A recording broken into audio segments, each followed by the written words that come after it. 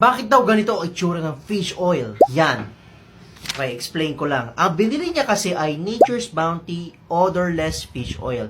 At kung mapapansin nyo sa baba, coated soft gels. Huwag nyo po ito ikukumpara sa regular fish oil, yung malinaw na kitang-kita yung loob, na parang ang linis. Tapos itong coated, but parang ang labo, kakaiba. Huwag nyo po ikukumpara kasi nga coated. Ang purpose kasi ng coated soft gel or coated fish oil soft gel ay para hindi ka dumighay ng malansa. Isipin nyo, every morning, regular ko umiinom ng fish oil. Tapos, papasok ka sa opisina. Hindi mo napigilan, napadighay ka.